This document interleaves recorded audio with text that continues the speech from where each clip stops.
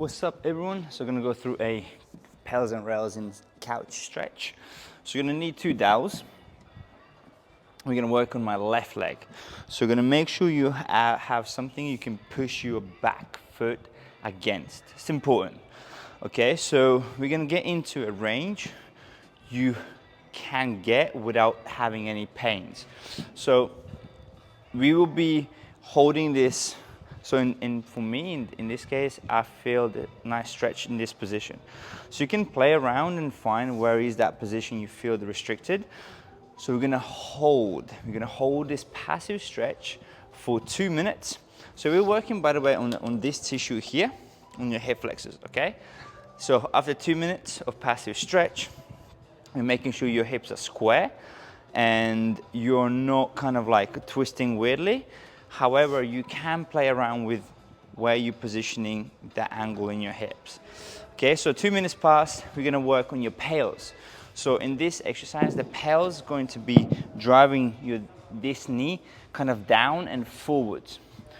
So after PAILs, so in PAILs, so I'm squeezing everything in my body, so I'm activating the entire body up to 50 to 70 to maybe 90%. So I'm pushing my dowels into the ground, squeezing my core, keeping my chest upright.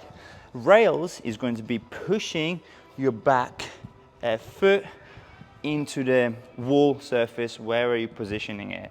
So I'm pushing and I'm engaging everything again.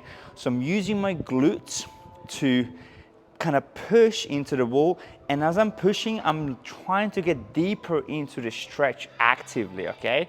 So we're gonna push this for as long as 15, 20 seconds. Again, we can activate your whole body up to 70, 80, 90%.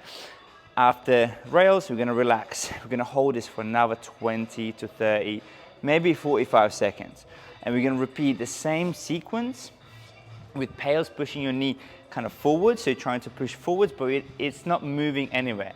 And rails, you're pushing your back foot into the wall. That will open up your hip flexors or your psoas, your front of your thigh, so rectus femoris.